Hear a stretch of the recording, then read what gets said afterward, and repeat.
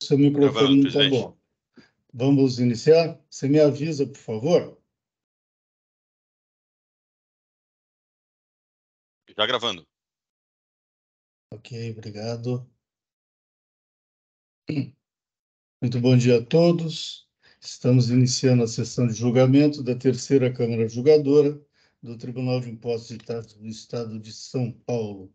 Hoje é dia 12 de julho de 2023. Sejam todos bem-vindos. Hoje nós teremos 3 sustentações orais. Vamos iniciar pelo processo da Ambev, patrono Dr. Krakowiak. Já foi feita a sustentação oral na sessão anterior, porém, há uma alteração na composição dessa sessão. Então, o Dr. Krakowiak pediu a palavra. Por favor, Dr. Krakowiak. Obrigado, senhor presidente, senhora relatora, demais ilustres juízes, Dr. Marcos, representação fiscal. Presidente, agradeço a gentileza de me facultar a palavra novamente. Eu vou tentar ser mais objetivo para não tomar o tempo dos senhores, mas justamente quando o Dr. Bruno não participou do início do julgamento, só para situar a discussão. Este auto de infração, ele originou-se de a fiscalização estadual ela tomou de empréstimo acusações na esfera federal de que a Ambev, na aquisição de concentrado para a produção de refrigerantes, estaria praticando sobrepreço, estaria pagando um preço maior do que deveria pagar na aquisição desses concentrados. Isso, na esfera federal, tem uma discussão com relação ao crédito de IPI, que, ressalte, na esfera federal, no CARF, essa acusação foi cancelada por unanimidade de votos, a acusação de sobrepreço, e deu origem, neste caso concreto, a dois autos de infração distintos, mas que têm por base a mesma fundamentação deste auto de infração. Então, a Ambev, no caso, ela faz aquisição tanto da Pepsi como aquisições da Aerosuco. Como a Pepsi é uma empresa terceira completamente não relacionada, naquele caso, em razão dessa acusação de sobrepreço, a fiscalização fez um arbitramento com relação ao que ela entende que seria o preço justo dessa aquisição, e lá, que não é o caso concreto, está inclusive numa outra turma, o que se está discutindo naquele caso é se há ou não sobrepreço e se foi ou não válido o critério utilizado para o arbitramento. No caso concreto, e essa particularidade da situação, e a relatora, doutora Fabiane, bem pontuou isso no caso passado, a fiscalização optou por um caminho totalmente diverso. Ela radicalizou a questão e, ao invés de, embora ela mencione sobrepreço, ela não fez um arbitramento para glosar o excesso de crédito. Ela simplesmente disse o seguinte: a Aerosuco, na verdade, é a mesma pessoa jurídica que a Ambev. Deveria ser tratado como se fosse uma mera filial e, portanto, o que deveria ocorrer aqui é o tratamento como se fosse transferência de estabelecimentos de um mesmo titular e não uma operação de compra e venda, e glosou todo o crédito excedente ao custo de produção. Então, esta é a acusação fiscal no caso concreto. E isso aqui acabou tendo uma evolução muito grande em função da decisão de primeira instância, porque qual foi a fundamentação da fiscalização para dizer que, na verdade, a Aerosuco deveria ser tida como uma filial da Ambev? Basicamente duas: falta de pluralidade de sócios e... Desculpe, presidente, não sei se congelou aqui o... desculpe, isso aqui. Então, falta de pluralidade de sócios e submissão ao controle absoluto da Ambev. Com relação à falta de pluralidade de sócios, com a máxima vênia, a alegação não tem sentido algum, porque o ordenamento jurídico nosso permite expressamente tanto as sociedades unipessoais, como, no caso, sociedades anônimas, tem previsão expressa no artigo 251 da Lei de Sociedades Anônimas a possibilidade de haver subsidiárias integrais. Então, evidentemente, o fato de você ter um único sócio não quer dizer absolutamente nada. A fiscalização, inclusive, gasta páginas e páginas para provar que a Ambev seria controladora exclusiva, como se ela tivesse tentado ocultar isso. Não há ocultação nenhuma, porque ela desde o início dizia que ela tinha 99,99% das ações e aquele percentual remanescente é de uma outra empresa controlada indireta do grupo. Isso consta expressamente nos documentos oficiais informados à CVM. Então, não há absolutamente qualquer tentativa de ocultação no caso. A fiscalização muito rapidamente tangencia alguns aspectos pontuais que, no entender dela, evidenciaria que se trataria da mesma pessoa jurídica. Então, ela refere aqui que existe um único e-mail para recebimento de intimações, que é absolutamente normal num grupo econômico, exatamente para evitar qualquer tipo de confusão e perda de prazo, depois você tem um redirecionamento. Ela invoca o fato de que você tem diretores em comum, em determinados atos, os mesmos diretores representam tanto a Ambev quanto a Aerosuco. Também é algo absolutamente usual, nós juntamos com a defesa planos informações de domínio público obtidos nos sites da internet dos grupos Bradesco, Itaú, CSN, CPFL. Qualquer grande grupo econômico tem diretores em comum nas controladoras e controladas, e existe inclusive uma norma, o pronunciamento 05 do Comitê de Pronunciamentos Contábeis, que fala exatamente isso, que não são partes relacionadas duas entidades simplesmente por terem administradores em comum. Então, é absolutamente normal e normatizado que o fato de você ter diretores em comum não transforma duas empresas distintas numa única empresa. E, por fim, a fiscalização refere ao fato de que existe, às vezes, quitações de obrigações recíprocas mediante encontro de contas, que, na verdade, é uma figura prevista no próprio Código de Processo Civil, que é a compensação. Então, nenhum desses elementos justifica que se descaracterizasse a autonomia da Arosuco. Nós fizemos menção a uma solução de consulta, 5.077/2015, que claramente diz que estabelecimentos do mesmo titular são apenas aqueles mesmos CNPJ raiz. E aí vem, então, a decisão de primeira instância, que, muito curiosamente, reconhece tudo que foi dito. Ela diz aqui, eu vou ler, que a emitente dos documentos fiscais não foi considerada como nula ou inexistente. Diz também, tampouco foi questionada a forma e regularidade da constituição da emitente. Apenas foi identificado que ambas as partes da relação comercial possuem um titular comum e, portanto, a operação de circulação possui base de cálculo específica, que é o custo da mercadoria produzida. Então, a doutora Fabiana, evidentemente, vai poder esclarecer se tiver alguma dúvida, mas a decisão recorrida de primeira instância, ela reconhece com todas as letras que se trata de duas pessoas jurídicas distintas, controlador e controlada. E aí ela passa a sustentar que, mesmo sendo duas pessoas jurídicas distintas, havendo relação de controle, aplicar-se-ia exatamente as normas que tratam da transferência entre os estabelecimentos do mesmo titular. E aí nós trouxemos toda uma demonstração no recurso, com base na lei complementar, com base no regulamento do ICMS, mostrando claramente que o próprio regulamento sempre tratou com o estabelecimento do mesmo titular apenas aqueles da mesma pessoa jurídica, com CNPJ base e raiz idêntico. Tem várias soluções de consulta, porque quando a legislação quis fazer essa assimilação entre empresas interdependentes, que sem dúvida nenhuma nós temos o caso concreto, e empresas do mesmo estabelecimento, ela faz isso expressamente, tem uma previsão, por exemplo, no artigo 37 do regulamento, que fala, quando o frete for cobrado por estabelecimento pertencente ao mesmo titular, ou por outro estabelecimento de empresa que com aquela não tiver relação de interdependência, ou seja, o próprio legislador reconhece a diferença e que, quando quer fazer a assimilação, faz isso expressamente, e menção a duas soluções de consulta distintas, a 4811 de 15 e a 23.723 de 2021, em que o fisco paulista, justamente diante de contribuintes que queriam estender o tratamento de estabelecimentos a empresas interdependentes, fala, não, são coisas distintas. Você só tem o tratamento de transferência entre estabelecimentos do mesmo titular para matriz, filial, sucursal, escritório, e desde que tenha o mesmo CNPJ base raiz. Então, essas circunstâncias, senhor presidente, diante da acusação fiscal do caso concreto, a meu ver, já seriam suficientes para o cancelamento integral do lançamento. Eu queria só fazer um breve esclarecimento com relação à acusação de sobrevaloração, mas já reforçando que, mesmo se fosse procedente a acusação de pagamento de preço superior ao custo, isso, no caso, não legitima o lançamento, porque isso autorizaria o arbitramento, tal como foi feito no caso das aquisições da Pepsi, mas jamais a cláusula de 100% do crédito excedente ao custo, que é como foi feito no caso, ou seja, não houve arbitramento no caso. Agora, apesar disso, o que nós demonstramos no recurso e nos memoriais foram juntados aos autos, o próprio CARF cancelou essa acusação de sobrevaloração do preço, porque não existe na legislação previsão de teto máximo do preço que vai ser pago. Existe na legislação federal apenas nas operações de importação o controle de preço de transferência, e mais do que isso, uma acusação de sobrevaloração depende necessariamente da prova pela fiscalização de qual seria o preço correto. Porque eu só posso estar pagando um preço além do preço normal se eu mostro qual que é o preço normal. E a fiscalização, no caso concreto, não fez essa prova. O que nós fizemos, na verdade, indo além, fazendo um pouco o que seria o ônus da fiscalização, foi solicitar à Deloitte que apurasse qual seria o preço de transferência, caso, por exemplo, essa empresa fosse uma controladora minha situada no exterior. Então, a Deloitte pegou de parâmetros a legislação federal. Não se trata aqui de aplicação de analogia, trata-se de eu tentar provar que aquilo que o fisco não fez, de saber qual é o preço de mercado. Eu peguei um parâmetro objetivo, que é a legislação federal, para saber qual é o preço de mercado, que seria aceito como dedutível para efeitos do imposto de renda. E a Deloitte chegou à conclusão que, no caso concreto, se essa aquisição fosse de uma empresa situada no exterior, em que aplicava a legislação do preço de transferência, os preços praticados atendem à metodologia federal para a definição do preço de transferência. A decisão de primeira instância critica essa apuração, dizendo basicamente duas coisas: que eu não poderia aplicar um preço de mercado partindo do meu próprio preço de revenda. Mas a metodologia da legislação para transferência faz exatamente isso. Ela pega o preço de revenda e ela tem uma fórmula matemática para chegar quanto do custo de aquisição faz parte daquele preço de revenda, aplica uma margem de lucro, que na legislação federal é de 20%, e chega a ser o preço de mercado. Então, não tem nada de errado em se partir do preço de revenda. Aí a decisão ainda faz uma crítica dizendo, mas a margem de lucro 20% não é condizente com a margem de lucro da Ambev. Deveria ser considerada a IVA mediana. Não é o caso, porque isso não tem previsão na legislação federal, mas mesmo assim nós solicitamos a Deloitte que fizesse o cálculo com base no IVA mediana e se apurou ainda um suposto excesso de preço de 2%.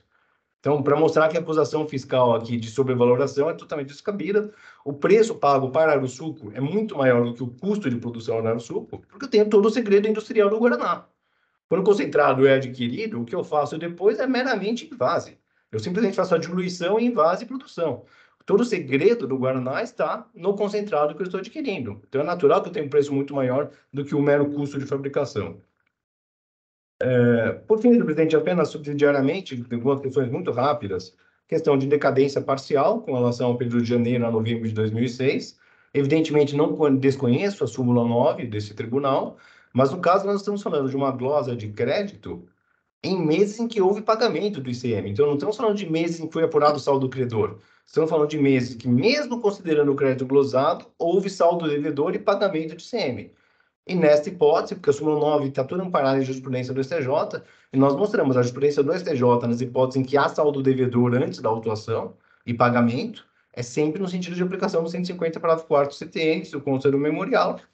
Temos aqui a questão da súmula 10, com relação aos juros acima da Selic, e tem uma questão muito pontual com relação ao termo inicial dos juros de mora, porque o lançamento considerou, para termo inicial dos juros de mora, o último dia do período base de autuação, quando, na verdade, evidentemente, o tributo vence no mês seguinte, eu só posso aplicar juros de mora após o vencimento do tributo, não na data do faturador.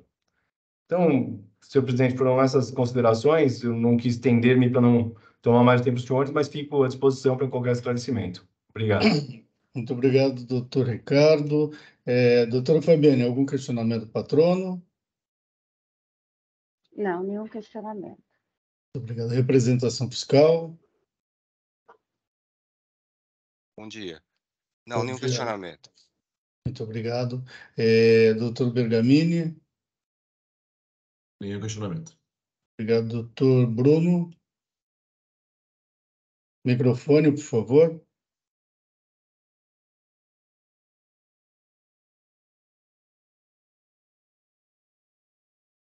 Microfone está desligado. Doutor Bruno falou que travou alguma coisa lá. Agora voltou aqui. Não, sem Agora nenhum sim. questionamento, senhor presidente. Perfeito, muito obrigado. Passamos ao voto, então. Doutora Fabiane, por favor. Bom dia a todos. Como eu já li o relatório na outra sessão, eu vou passar direto ao voto. O AI versa sobre crédito devido do ICMS no período de janeiro de 2016 a dezembro de 2019, relativamente a documentos fiscais emitidos pelo estabelecimento da empresa Aerosuco, localizado no estado do Amazonas, na saída do produto concentrado de NCM 2106-9010, com destaque do imposto a maior do que o devido em razão de erro na determinação da base de cálculo. Foram juntados aos autos pela fiscalização um relatório circunstanciado e no item 8 do meu voto eu elenco toda a documentação juntada até as folhas 2060. No item 9 do voto, de início eu afasto a alegação da recorrente de ocorrência de decadência quanto aos fatos geradores relativos ao exercício de 2016, cito a súmula 9, entendo que, nesse caso, deve ser aplicada a súmula 9 e, portanto, o artigo 1731 do CTN, por se tratar de autuação de crédito indevido do ICMS. Dessa forma, para os fatos relativos ao exercício de 2016, de acordo com 1731 do CTN, o termo inicial da contagem do prazo decadencial de 5 anos é 1/1 de 2017, com término em 31/12 de 2021, logo, não ocorreu a alegada decadência, visto que o AI foi lavrado em 1/12 de 2021. Quanto à multa aplicada, eu cito o artigo 28 da Lei 13.457 de 2009, entendo que a multa foi aplicada corretamente. O rol de penalidades estabelecido pelo legislador no artigo 85 da Lei 6374 de 89, portanto, de acordo com o citado artigo 28, não deve ser afastado. Relativamente à alegação da atualização da base de cálculo da multa, eu também transcrevo a súmula 13 do TIT, sobre a alegação de que o termo inicial dos juros do demonstrativo do AIM estaria incorreto e que deveria ser utilizado o código CPR como termo inicial dos acréscimos. Eu transcrevo a manifestação do autuante em que analisou essa alegação em sede de defesa, as folhas 7977 e 7978, nos termos de que o CPR invocado pela defesa não se aplica ao creditamento indevido, mas sim a infrações relativas ao pagamento do imposto, conforme decisão normativa CAT 5 de 2016, e conclui, portanto, que a apuração dos acréscimos no AIM exordial está em plena conformidade com a legislação de regência. Também afasto a alegação de qualquer nulidade no AIM, ele foi lavrado de acordo com o artigo 142 do CTN, artigo 34 da Lei 13.457 de 2009. Além disso, da análise dos autos, observa-se que a descrição da prática infracional foi claramente descrita no AIM, está suportada em provas juntadas pela fiscalização, transcrevo o artigo 34 da Lei 13.457 de 2009, da leitura da descrição da infração, entendo que não há dúvida de que o AIM foi lavrado contra a autuada por crédito indevido, pois, segundo a fiscalização, ocorreu o destaque do imposto ao maior do que devido, em razão de erro na determinação da base de cálculo relativamente aos documentos fiscais emitidos pela Arosuco, sendo que o creditamento do imposto destacado ao maior do que o devido é vedado pelo artigo 61, parágrafo 5º do RINCMS 2000. Logo, o fisco procedeu à glosa da parcela excedente, conforme apurado no demonstrativo fiscal 1, crédito indevido, mercadorias adquiridas pela Ambev, produto concentrado. Consta ainda do relato da infração a informação de que os documentos carreados demonstram que os atos da Arosuco foram manipulados visando a fruição indevida em prol do grupo econômico controlado pela Ambev de incentivos fiscais concedidos na Zona Franca de Manaus, através da supervalorização de produtos, geração de lucros artificiais e outros expedientes irregulares, caracterizando planejamento tributário abusivo. Quanto à capitulação da infração e da multa, está correta, houve subsunção dos fatos narrados aos artigos dados como infringidos à penalidade aplicada, portanto, em resumo, entendo que não houve qualquer nulidade no AIM. Em relação ao julgado do CARF, o acórdão 3201009811, proferido em 28 de nove de 2022, mencionado em memoriais, as folhas 8157 a 8159, eu ressalto que aquele trabalho fiscal foi regido pela legislação federal, não estadual, motivo pelo qual entendo que não aproveita a recorrente em princípio, e, além disso, não há informações detalhadas sobre como foi elaborado o trabalho no âmbito da fiscalização federal, tampouco há notícia se já houve decisão definitiva naqueles autos ou se ainda se encontra pendente de julgamento. Passando à análise do mérito da acusação, a fiscalização afirma que o produto concentrado do GNCM 21069010 foi supervalorizado para fruição ou maximização indevida de benefícios tributários vigentes na Zona Franca de Manaus. De acordo com a fiscalização, foi ainda apurado que a Arosuco pertence integralmente à Ambev, seus estabelecimentos realizam atividade diretamente ligada ao objeto social desta última, descrito nas demonstrações financeiras padronizadas do período objeto da autuação, conforme demonstrações financeiras do Grupo Ambev, referência 2015 a 2019, juntadas às folhas 439 a 1130. Como produzir e comercializar cervejas, chopps, refrigerantes, outras bebidas, malte, alimentos em geral. E esta atividade da Arosuco consiste na fabricação de concentrados e outros insumos utilizados pela Ambev na produção de bebidas, integrando uma única cadeia produtiva. Assim, a fiscalização afirma que detectou manipulação de preços, comprovou que o estabelecimento remetente é escrito em nome da Arosuco, empresa de titularidade integral da proprietária do estabelecimento paulista de destino à Ambev, E, com isso, a fiscalização afirma que, independente da aparência dos estabelecimentos envolvidos, matriz filial, subsidiária, etc., entende que é um único titular de todos eles, a Ambev, o que perfaz a condição exigida no artigo 13, parágrafo 4º, inciso 2, da Lei Complementar 87/96, para a obrigatoriedade do uso do custo como base de cálculo do ICMS. A esse respeito, a recorrente alega que teria ocorrido desconsideração da personalidade jurídica da Arosuco. No entanto, eu afasto essa alegação, transcrevo a decisão de primeira instância, trechos de folhas 7990 e 7991, em que o ilustre julgador analisou, abre aspas, não foi adotado o incidente de desconsideração da personalidade jurídica como sustenta a defesa. Ressalte-se que tal prerrogativa é utilizada em caso de confusão patrimonial ou desvio de personalidade, sendo o incidente instaurado no intuito de alcançar o patrimônio dos sócios do estabelecimento objeto da desconstituição, artigo 50 do Código Civil. No caso em questão, a autuação é dirigida à Ambev, contribuinte que efetivamente se creditou do ICMS em valor superior ao devido para a operação, ou seja, a autuação recai sobre a pessoa jurídica que efetivamente praticou o ato infracional. Não foram incluídos sócios da Ambev no polo passivo da obrigação tributária para alegar que houve desconsideração da personalidade jurídica. Tampouco foi questionada a forma e regularidade da constituição da emitente, apenas foi identificado que ambas as partes da relação comercial possuem titular comum e, portanto, a operação de circulação de mercadoria possui base de cálculo específica na legislação, que é o custo da mercadoria produzida. Por diversos momentos, a defesa ressalta que o emitente destinatário possui CNPJ distintos, não são matriz e filial, e sim controladora e subsidiária. Acrescenta ainda exemplos de outras instituições que são constituídas como grupos econômicos compostos por diversas pessoas jurídicas com diretores em comum.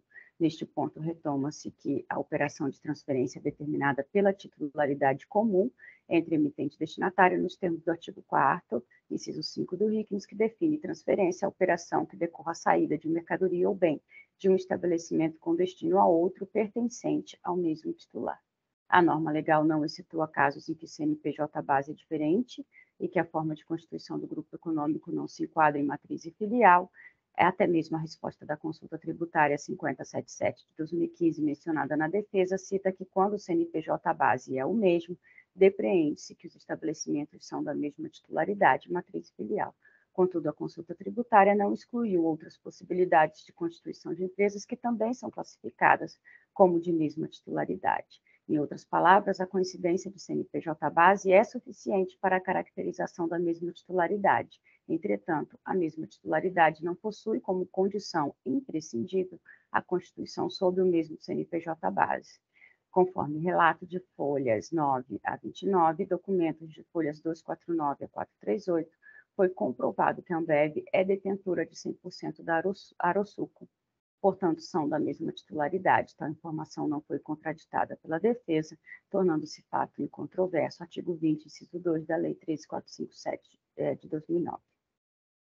Se a interação entre as empresas é estabelecida em forma de controlador e subsidiária, ao invés de matriz e filial, e nada altera a infração identificada, a condição necessária e suficiente para que a base de cálculo da operação seja o custo da mercadoria produzida, é justamente que as partes da relação comercial sejam de propriedade do mesmo titular, sendo esta a única condição imposta pela legislação. Fecha aspas.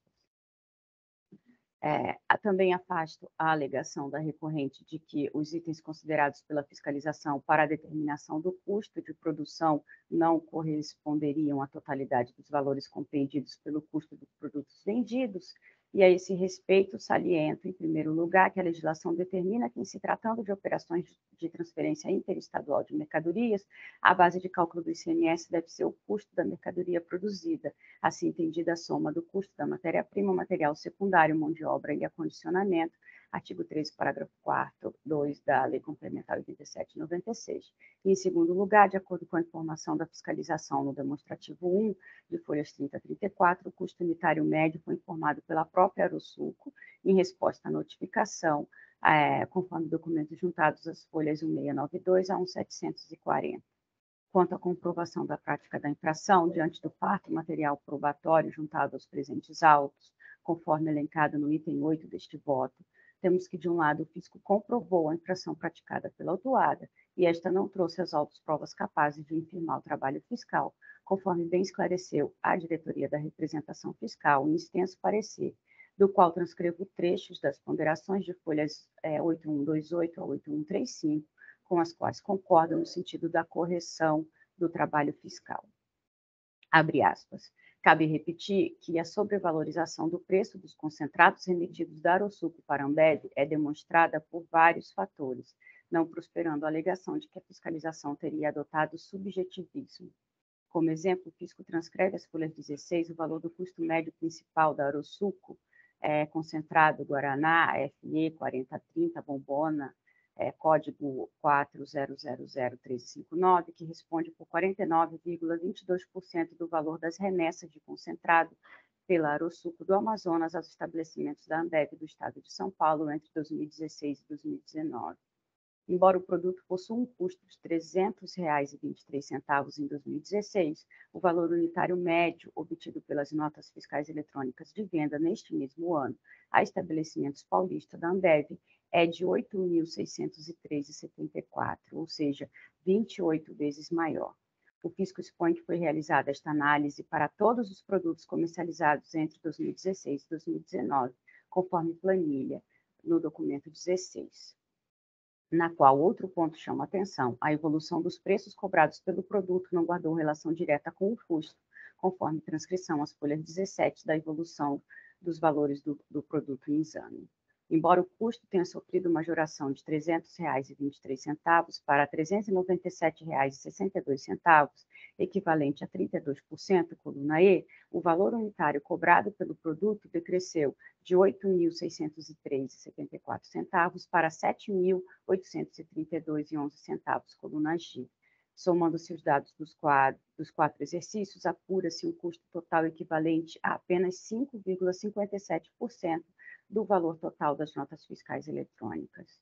O fisco expõe que a absurda margem de lucro acima acarreta reflexos na situação patrimonial da empresa, verificável das demonstrações financeiras e contábeis da Arosuco apresentadas em resposta à notificação de 19 de março de 2021, documento 30.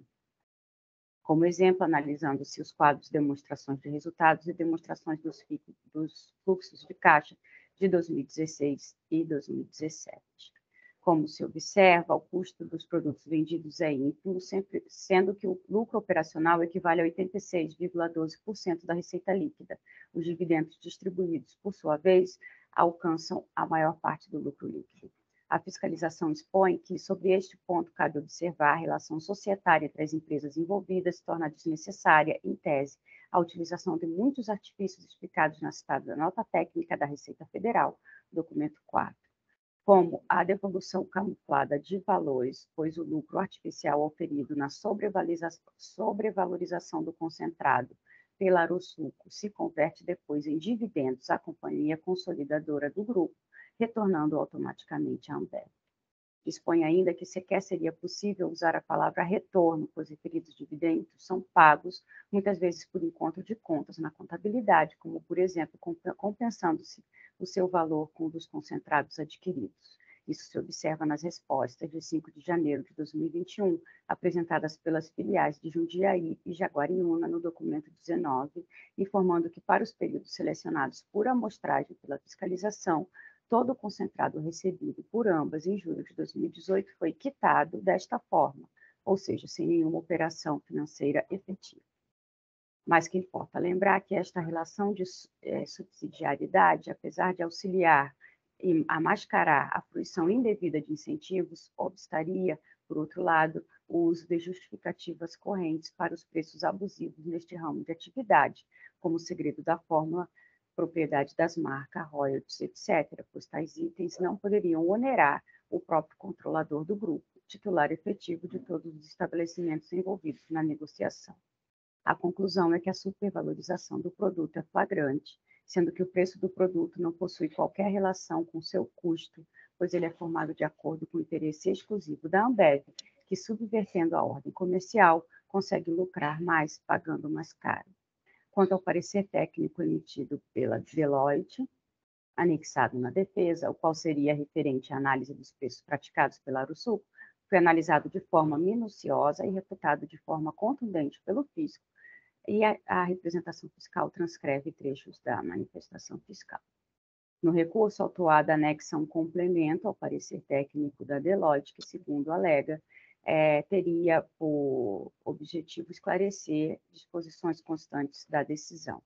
No entanto, há diversas incongruências incontestes no recurso, como, por exemplo, o fato de que o método utilizado no parecer em questão tem como pressuposto que as operações sejam praticadas entre estes situados em países distintos, o que não é o caso, e ainda que a margem de lucro prevista na legislação de preços de transferência para a empresa é de apenas 20%, muito inferior às verificáveis nos produtos da Ambev para o concentrado. Por exemplo, temos no próprio parecer a informação de receita líquida de venda de 360.904.596 e CPV de 243.721.460, resultando em uma margem de 48,08%.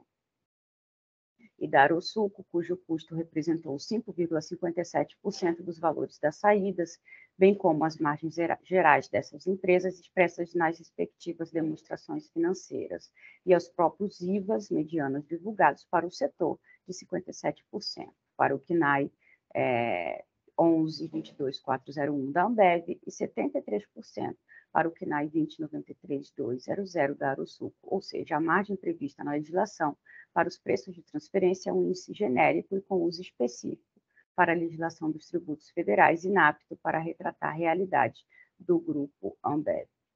Quanto ao exposto no relatório circunstanciado, de que, de acordo com o artigo 31 da Lei 6374 de 89, em caso de fundada suspeita de que os documentos fiscais não reflitam o preço real da operação ou prestação, este pode ser arbitrado pela fiscalização, conforme o item anterior, não houve arbitramento de valor pelo fisco, e sim foi utilizado o custo da mercadoria produzida fornecida pelo fabricante.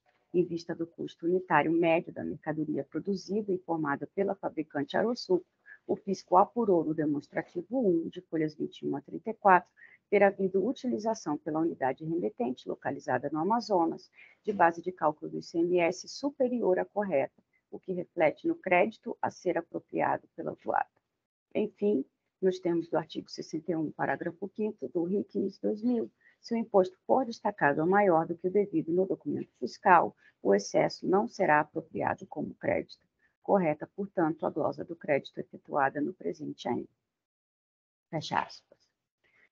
Em face a todo o exposto e por tudo que nos autos consta, temos que a fiscalização comprovou a infração praticada pela autuada da forma como constou no auto de infração inicial, no relatório circunstanciado de folhas 9 a 29 e documentos comprobatórios de folhas 30 a 2060, sendo que não há reparos a fazer na decisão de primeira instância, a qual deve ser mantida por seus próprios fundamentos. Por outro lado, devem ser reduzidos os juros calculados no presente AIM, como observou a douta diretoria da representação fiscal, as folhas 8139, visto a nova redação da súmula 10, publicada em 13/6/2022. Sendo assim, eu voto pelo provimento parcial do recurso ordinário, apenas quanto ao cômputo dos juros cobrados do AIM, limitando-se à taxa Selic nos termos da súmula 10 revisada. É como voto, presidente. Muito obrigado, doutora Fabiane. O doutor Bruno já havia pedido palavra e ele está fazendo um voto de preferência. Doutor Bruno, por favor.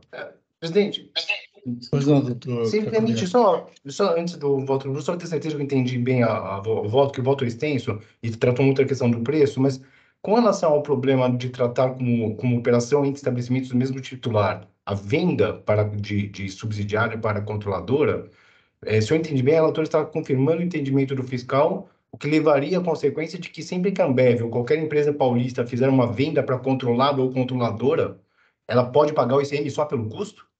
Se a Ambev vender para uma controladora ou uma subsidiária fora de São Paulo, quando ela vende com frequência, ela pode destacar o ICM só pelo custo? É isso que ela deve fazer, então?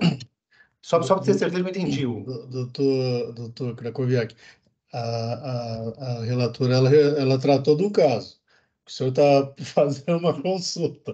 Doutora, nós não podemos tratar disso nesse momento, com todo respeito. É a sua dúvida, eu acho ela procedente, porém não dá, né? Nós já adianta aqui.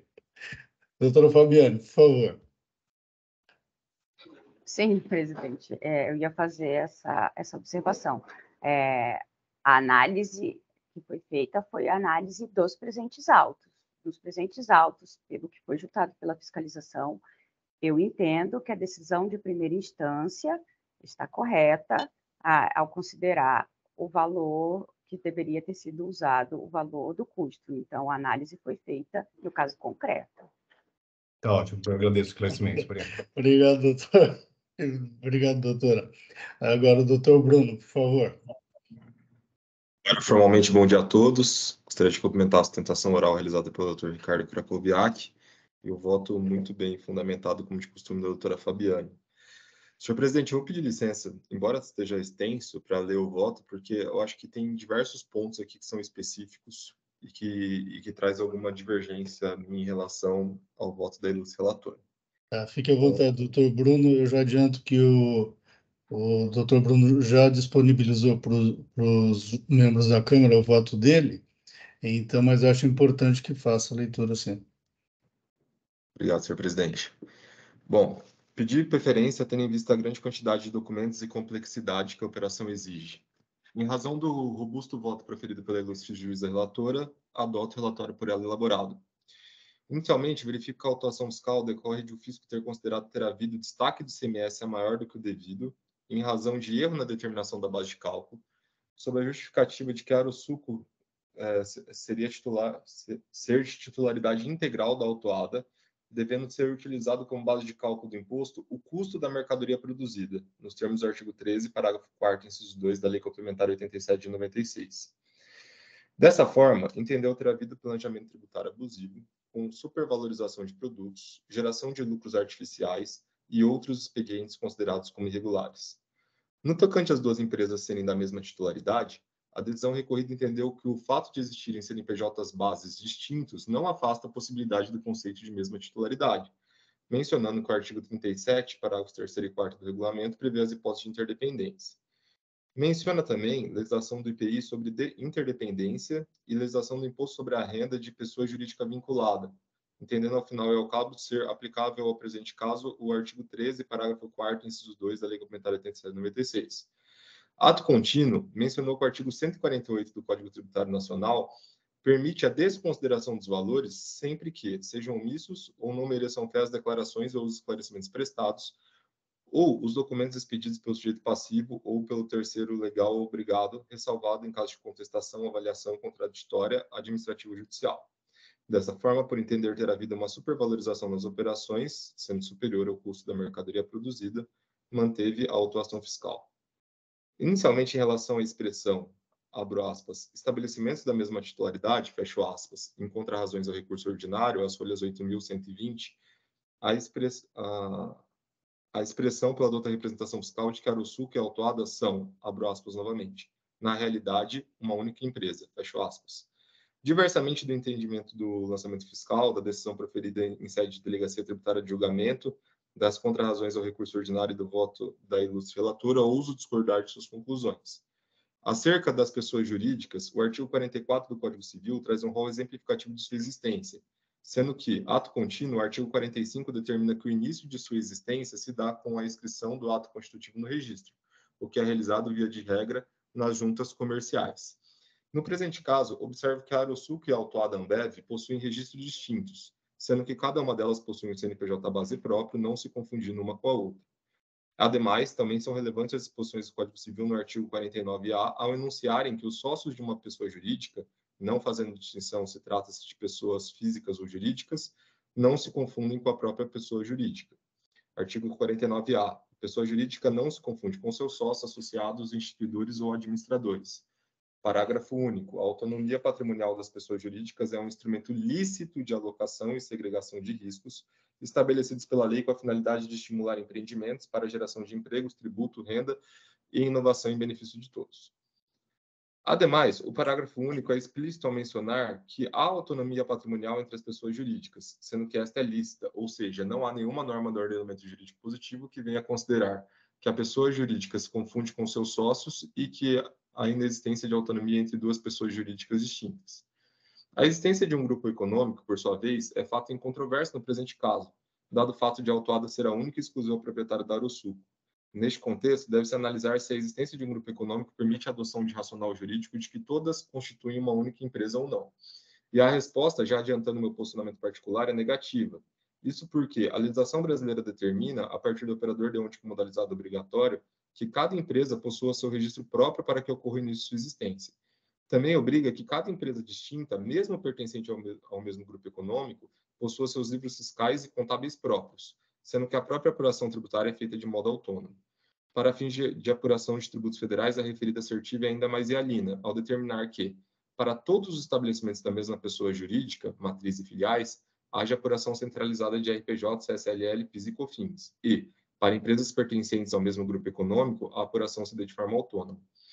A resposta à consulta número 5.077, de 24 de abril de 2015, mencionada pela autuada e rechaçada pela decisão recorrida e pelas contrarrazões em recurso ordinário, ao meu ver, traz ilustrações importantíssimas para o deslinde do caso, conforme abaixo é produzida, e aqui eu transcrevo ela.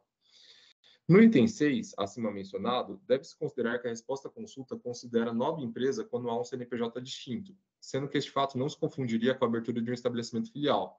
No presente caso, temos que a autuada e a Arosuco possuem CNPJs distintos, sendo indicativo de serem empresas diversas.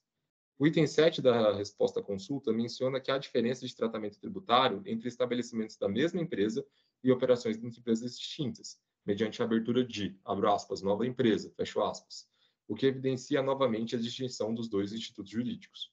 O fato de haver um único CNPJ base é indicado no item 8 da resposta à consulta como sendo pertencente a um único titular, sendo que, se houver CNPJs distintos, em sentido contrário, implica em reconhecer ser titularidades ou ainda empresas distintas.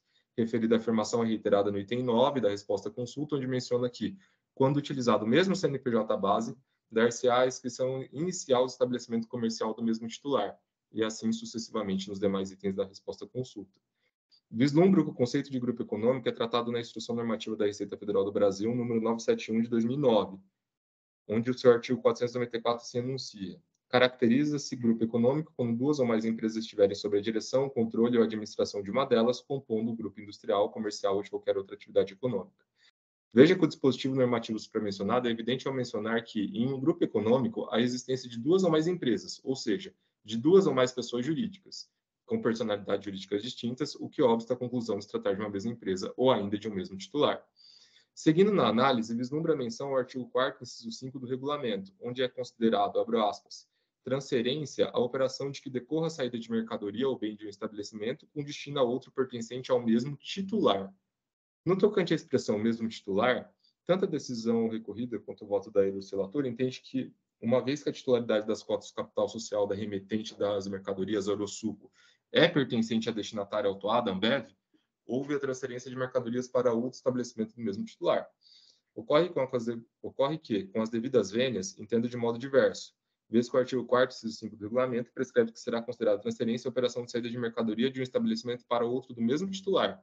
Cabe mencionar, a expressão mesmo titular se vincula ao objeto, mercadoria ou bem, e não a detenção de cotas sociais.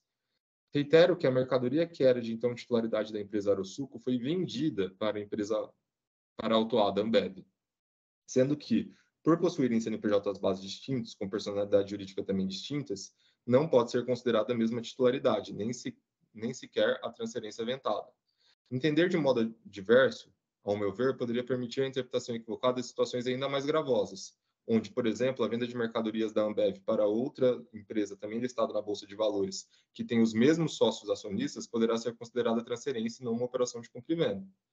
Portanto, analisando tão somente os aspectos formais, entendo que não há o que se falar em estabelecimentos da mesma empresa, uma vez que, por possuírem registros distintos e, consequentemente, CNPJ autônomos, há evidente constituição de personalidades jurídicas distintas e que não podem ser confundidas, sendo que a operação autuada não merece ser considerada como transferência, mas sim como compra e venda de mercadorias. Tal confusão, ao meu ver, se deu pelo fato de a autuada ser pessoa jurídica e a Arosuco ser uma sociedade limitada unipessoal. Se tratassem de sócios pessoas físicas com a mesma participação tanto na Arosuco quanto na Ambev, provavelmente essas dúvidas não existiriam. Ocorre que a análise até então realizada se deu de maneira formal, sendo certo que o lançamento fiscal faz menção à existência de planejamento tributário abusivo, onde deveria ser superada pela materialidade das operações. Dessa forma, para analisar a existência de um planejamento tributário e sua efetiva legitimidade, precisamos estar amparados em alguns institutos jurídicos, os quais passo a detalhar abaixo. Para se considerar como apenas uma empresa, deveria haver o entendimento de dolo, fraude ou simulação nos termos como determinado pelo artigo 149, inciso 7 do CTN. Embora vinculados a unidades da federação distintas, com competências tributárias também distintas e de forma não vinculativa, me socorro aos conceitos teóricos de relevante julgado realizado pelo CARF. E aqui ele traz alguns conceitos como simulação e fraude. A partir da construção hermenêutica utilizada como ponte de partida da íntegra do julgado acima transcrito, pode-se observar, utilizando de interpretação sistemática, que o conluio somente ocorrerá se a conduta for dolosa, fraudulenta ou evada de simulação. A existência de dolo, esse caracterizado como uma ação omissiva ou comissiva, intencional para a não ocorrência do fato gerador ou como forma de retardar o conhecimento por parte da autoridade fazendária, é requisito basilar para a configuração de uma conduta simulatória fraudulenta. E não havendo dolo, fraude e simulação, não haverá o que se falar em conluio, descaracterizando a conclusão acerca do interesse comum e, respectivamente, na formação de um grupo econômico com o intuito de lesar os cofres públicos. Para que haja caracterização do dolo, não basta meras digressões realizadas, mas sim haver a caracterização do fato jurídico tributário através de elementos probatórios. Em outras palavras, deve estar demonstrado o propósito de lesar os seus credores, neste caso o fisco paulista, a prática de atos ilícitos de qualquer natureza e o nexo causal entre a conduta cometida e o fim pretendido. No presente caso, o lançamento tributário não traz consigo nenhum elemento que venha a demonstrar o intuito de se obter qualquer vantagem tributária ilícita, sendo que todos os fatos anteriormente narrados, entre eles, exemplificativamente, a inexistência de confusão patrimonial, evidenciam que não haveriam motivos para que a autuada realizasse operações de compra com valores superiores aos reais, evidenciado pelo fato de que a autuada é empresa listada na Bolsa com divulgação de seus resultados, devidamente auditado, evitando que a operação de fato ocorreu, bem como o pagamento em valores retratados nos documentos fiscais. Ademais, a existência de fato das empresas, bem como que as operações ocorreram, demonstram inexistir confusão entre as duas empresas, sendo que da análise do conjunto probatório carreado aos autos, entendo que se tratam de empresas distintas, não havendo que se falar em simulação apta a ensejar a caracterização da operação como planejamento tributário abusivo. Isso porque o fato de haver o mesmo e-mail para notificações e ADEC ser representadas em atos públicos pelas mesmas pessoas, haver encontro de contas, ter processos trabalhistas em conjunto e outros elementos apontados pelo fisco, não caracteriza um ato ilícito, podendo ser elementos que venham a permitir a existência de um grupo econômico. Fato esse permitido pela legislação, mas que não conduz à conclusão de se tratar de uma mesma empresa, nem sequer de ter ocorrido planejamento tributário abusivo. Outros elementos, como processo trabalhista em que duas partes estejam no polo passivo, podem conduzir à mesma conclusão de grupo econômico e até mesmo de interesse comum naquelas situações, mas os quais, reitero, não permitem concluir de se tratar de ato ilícito nem sequer de existência de uma mesma empresa. Também não permite concluir haver interesse comum no presente caso, ou seja, que a operação foi realizada com a finalidade de se criar um crédito fictamente majorado. Atitude essa que demandaria o entendimento de conluio entre as empresas realizado de forma dolosa. Portanto, entendo que não há o que se falar em planejamento tributário abusivo, haja vista que os fatos praticados retratados nas operações são lícitos e ocorreram de fato. Nem mesmo o fato de haver encontro de contas pode ser considerado como desvirtuamento das operações, haja vista que não foram apresentadas provas pelo lançamento fiscal de que os débitos da Arosuco com a autuada não existiam, sendo que a formalidade para extinção do crédito civil mediante compensação é admitida pela legislação privada, nos termos dos artigos 368 a 380 do Código Civil, não podendo ser alterada quando da análise tributária, sob pena de ferir os artigos 110 e 123, ambos do CTN. Feitas as referidas considerações, a legitimidade da autuação fiscal deve ser analisada sob o prisma da análise de base de cálculo adotada pela Arosuco, a qual poderá ser analisada sob dois enfoques. O custo da mercadoria produzida e 2, a sobrevalorização das operações pela Arosuco. No tocante ao custo da mercadoria produzida, esse deve ser considerado como base de cálculo do CMS apenas na hipótese anunciada no artigo 13, parágrafo 4º, inciso 2 da Lei Candir. Conforme determinado, o custo da mercadoria produzida apenas poderá ser considerado como base de cálculo do CMS no caso de saída de mercadoria para estabelecimentos localizados em outro estado pertencente ao mesmo titular. O termo estabelecido é vinculado à expressão titular, sendo que ocorreu, no caso sob análise, a saída de mercadorias do estabelecimento do titular Arosuco para outro estabelecimento de pessoa jurídica diversa, qual seja a Ambev, conforme as premissas anteriormente fixadas. Portanto, uma vez que a mercadoria saiu de mercadoria de uma pessoa para entrar no estabelecimento de outra pessoa jurídica, entendo ser inaplicável o artigo 13, parágrafo 4º, inciso 2 da Lei Complementar 87 de 96, ante a ausência de subsunção do fato à norma. Passo a análise da segunda questão, ressaltando desde já que esse ponto, embora esteja devidamente apontado no relatório circunstanciado, parte integrante do AIM, é realizado para fins de cotejamento com o custo da mercadoria produzida. No tocante à sobrevalorização, observo que a autuada trouxe aos autos parecer elaborado pela Deloitte, as folhas tais e documentos em folhas seguintes, concluindo ao final que apenas 0,05% das operações haveria excesso de preço, operações essas que estariam restritas aos concentrados da família Sukita. Ainda, após a manifestação fiscal e decisão proferida pela DTJ, foi apresentado as folhas tais e quais cálculos considerando o IVA mediano correspondente a 57%, o que reflete o ajuste da margem de lucro de 20% para 36,31%, onde se concluiu que o excesso dos preços representaria 2,09% do valor total adquirido pela autuada, junto à Arosuco, o que refletiria em R$ 8.965.406 das operações acima do preço e R$ 420.250.204 com o preço praticado de acordo com a legislação tributada para fins de transações, caso a autuada houvesse adquirido mercadorias de empresas do grupo localizada no exterior. Em relação à referida conclusão, observo que não houve nenhuma impugnação posterior que viesse a desconstituir o elemento fático probatório apostado aos autos pelo autuado. Também verifico que o aditivo, ao parecer, é tempestivo, nos termos do artigo 19, parágrafo 1º da Lei 13.457, uma vez que o parecer originário foi confrontado pela manifestação fiscal e pela decisão preferida pela DTJ, sendo que o aditivo tinha como função fazer prova para contrapor aqueles que foram produzidos nos autos, justificando sua juntada com recurso ordinário. Resta evidente, portanto, que o percentual de 2,09% das operações com valores que excedem o preço é irrisório perto de toda a operação autuada, sendo que a motivação do lançamento fiscal é de que, por serem a mesma empresa, deveria ser aplicado como base de cálculo do ICMS o custo da mercadoria produzida, em nada confrontando de forma direta com o excesso de preço por si só. Portanto, para que houvesse a legitimidade do AIM, este deveria ser motivado com o ato de simulação do preço das operações tributadas, mas não pela existência de transferência entre estabelecimentos da mesma pessoa jurídica, sendo que entendimento diverso implicaria em alteração do critério jurídico do lançamento, que é vedado pelos artigos 146 e 149 do CTN. Portanto, entendo que a Arosuco e a Ambev são pessoas jurídicas distintas, não sendo aplicável o artigo 13, parágrafo 4º, inciso 2 da Lei Candir. E não há nos autos do presente processo elementos que venham a demonstrar que se tratou de operação simulada, fraudulenta, dolosa ou realizada com conluio com a finalidade de se gerar dano ao erário.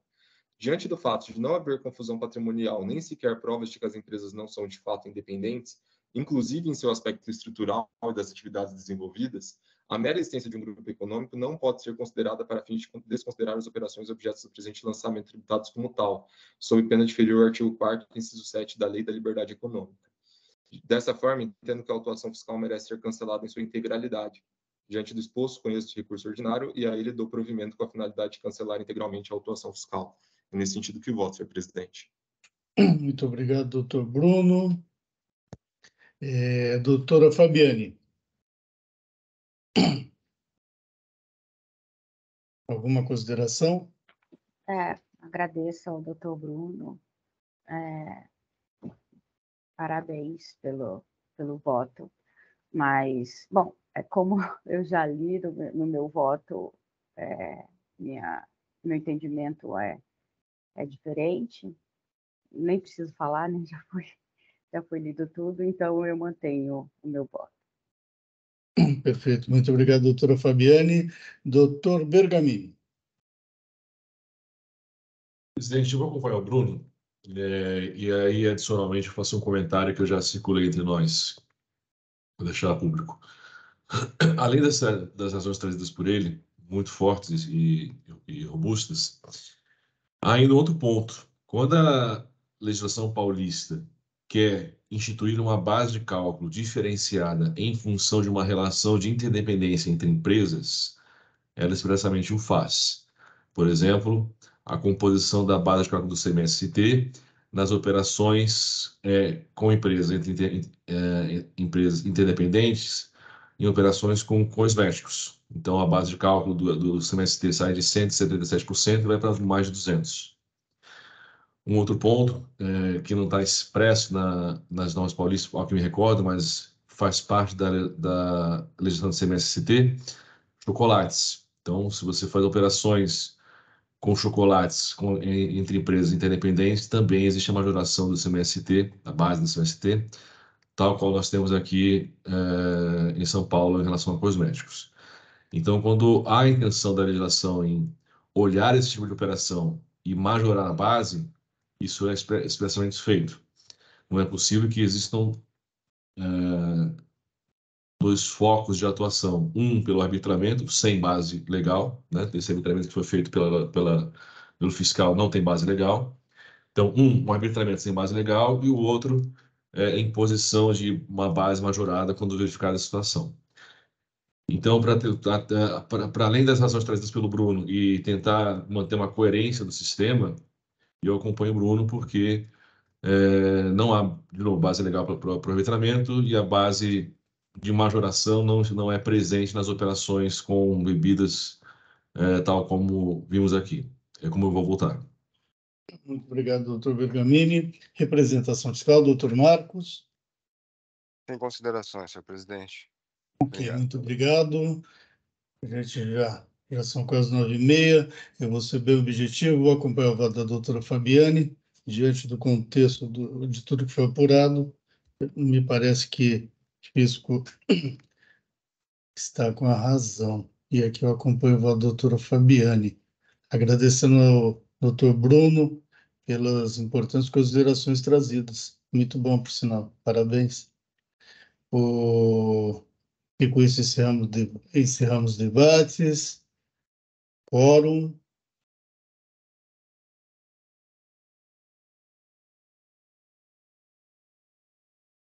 Doutor Bergamini.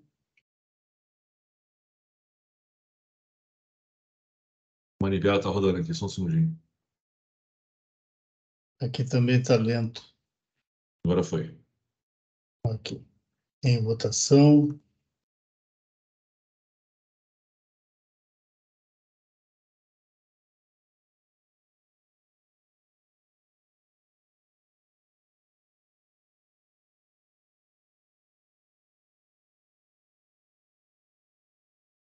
Encerrando a votação.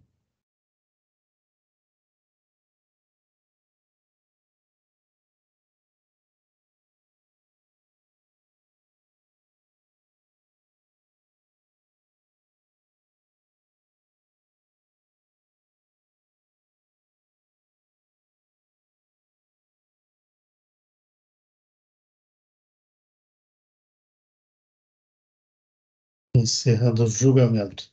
Doutor Ricardo, então prevaleceu o voto da relatora, doutora Fabiane, com conhecimento integral e parcial provimento para aplicar a taxa Selic aos juros. Ok? Ótimo. Obrigado, presidente. Muito Obrigado pela obrigado, atenção. sempre é um prazer revê-lo.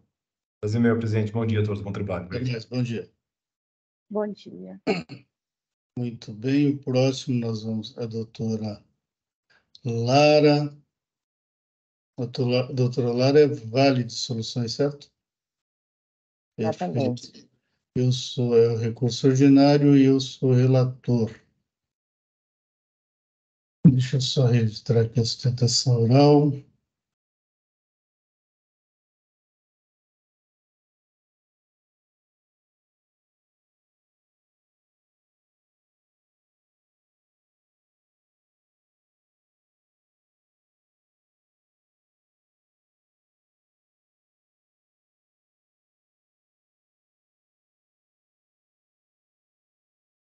Bom, aqui são 5 acusações: a falta de escrituração do documento fiscal, falta de pagamento.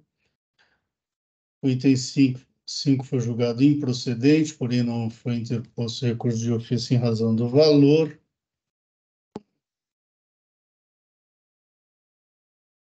A recorrente alega em relação aos itens 1 e 2 que os multas ofendem os princípios legais e constitucionais que cita, etc. e tal, e que não incide o ICMS sobre transferência de mercadorias entre estabelecimentos de mesma titularidade, referindo-se aos itens 3 e 4 do AIM. Doutora Lara, por favor, fique à vontade. Bom dia a todos. Obrigada pela palavra. Nesse caso, como antecipado, o recurso ordinário interposto pela Valid foi contra a decisão prolatada pela Delegacia Tributária de Julgamento de Bauru, em que foi dado parcial provimento à impugnação da empresa para que fosse mantida apenas os itens 1 a 4 da autuação fiscal. A válide no que tange aos itens 1 e 2 da autuação sustenta que não poderia haver uma cobrança de multa por descumprimento de obrigação acessória com base no valor das operações, com base em um percentual sobre o valor do total das operações do período. Isso porque essa questão, inclusive, está em debate no STF, no julgamento do recurso extraordinário 640452, tema 487, que discute essa impossibilidade de valores exorbitantes na imposição de multas por descumprimento de obrigações acessórias, como foi nesse presente caso, com base no princípio do não confisco.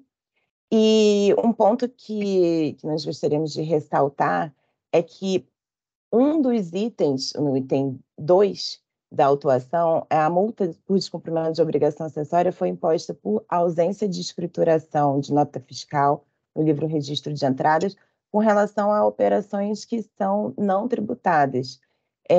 Então, nesse ponto, especialmente é necessário que seja diminuído o valor da multa aplicada, para que seja aplicado um valor com base em UFESP, fazendo um paralelo com com outras infrações previstas na lei, no artigo 85, porque, com base no entendimento que está se firmando, inclusive no STF, já teve voto no julgamento desse tema, do relator, no sentido de que não é possível que a multa por descumprimento de obrigação acessória seja em patamar superior ao do próprio imposto que seria devido. E é isso que é verificado especialmente nesse item 2 da autuação, em que a multa é em razão da não escrituração de notas fiscais relativas a operações não tributadas. E também com relação ao item 1, da autuação fiscal, nós entendemos que há um patamar exorbitante e que infere, inclusive, o princípio da isonomia, porque não é apenas pelo valor valor da operação que há uma maior lesividade na conduta, que foi apenas em razão de, como explicado durante a fiscalização, de uma ausência um problema no processamento do recebimento de notas fiscais. Então, nesse ponto, é possível fazer um paralelo com outros itens do artigo 85 da Lei 6374, em que a aplicação de multas com base na UFESP por nota fiscal ou por livro fiscal. Então, nesse caso, há uma necessidade de diminuição do valor aplicado, justamente com base nos princípios do não confisco, o princípio da isonomia, e em razão do que está para ser decidido já definitivamente pelo Supremo Tribunal Federal. Então, esses são os itens 1 e 2 da autuação. Com relação aos itens 3 e 4, a questão sobre a não incidência do ICMS nas transferências entre mercadorias, entre filiais, também a discussão foi superada, na verdade, já pelo STF, no julgamento do ADC 49, e a despeito disso, a primeira instância entendeu por manter a autuação fiscal. Os itens 3 e 4, o item 3 se refere a transferências entre estabelecimentos do mesmo contribuinte internas e o item 4, transferências interestaduais. E nesses dois casos, o Supremo Tribunal Federal já julgou a questão, já teve a publicação do acórdão, inclusive do julgamento dos embargos de declaração referentes à modulação de efeitos, em que foi consignada a ausência de fato gerador e impossibilidade de cobrança nesses casos. Então, não há qualquer sentido em manter essa autuação se definitivamente, caso a questão chegue aos tribunais judiciais, será julgado favoravelmente ao contribuinte e apenas haverá uma oneração da máquina pública. Nesse ponto, o julgador de primeira instância entendeu que deve haver uma aplicação da legislação estadual a despeito do entendimento do STF já consolidado, e acontece que houve um descumprimento nesse ponto da própria legislação do Estado, que prevê a possibilidade de que quando há uma declaração de inconstitucionalidade pelo Supremo Tribunal Federal, ela seja considerada no julgamento feito pelos órgãos da Secretaria de Fazenda. Então, em resumo, são esses 4 pontos que a recorrente requer a reforma da decisão de primeira instância, e especialmente considerando o posicionamento do STF sobre a matéria, e que também pode ser considerada o julgamento com base no entendimento do Superior Tribunal de Justiça, que sequer analisou a inconstitucionalidade dos dispositivos, mas analisou a controvérsia com base na legislação, na ilegalidade dos dispositivos. Então, também por essa razão é necessário o provimento do recurso. Em resumo, é isso. Muito obrigado, doutora Lara. Representação fiscal, algum questionamento à patrona? Sem questionamento, senhor presidente. Obrigado. Muito obrigado. Doutora Fabiane. Sem questionamento. Muito obrigado. Doutor Bergamini. Nenhum questionamento, presidente, mas só em atenção à patrona, eu informo aqui que eu acuso o recebimento dos memoriais ontem e foram lidos. Mas nada. Ok, eles foram juntados aos autos também. Doutor Bruno. Sem questionamento, senhor presidente. Patrão? Ok, Sim. muito obrigado, doutores, todos. Eu também não tenho questionamento, então eu passo ao voto. Vou direto ao voto e vou fazer uma leitura um pouquinho rápida, omitindo alguns trechos que estarão na publicação.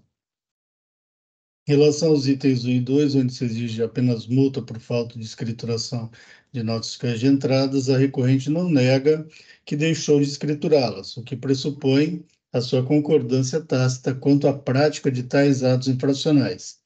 A recorrente limita-se a questionar as multas aplicadas, alegando, por exemplo, que não podiam elas serem estabelecidas. Eu não consigo mais corrigir. Um minutinho, vou ter que habilitar aqui, só um minutinho.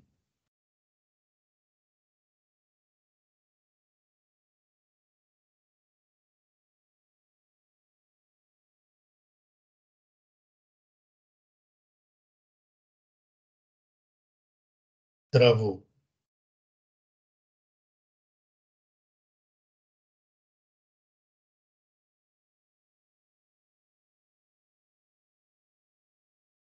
Travou.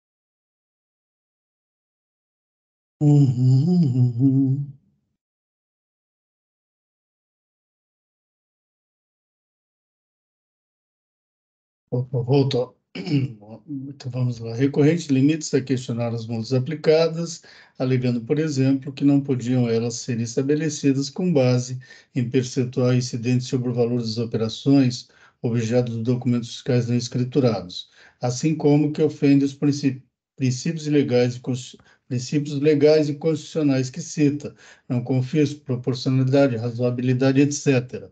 O que não as ocorre, porque as multas foram aplicadas em estrita obediência à lei de regência, qual seja a lei número 6374 de 89, não tendo este órgão julgador administrativo competência para alterar os critérios fixados regularmente pelo Poder Legislativo no exercício de sua competência.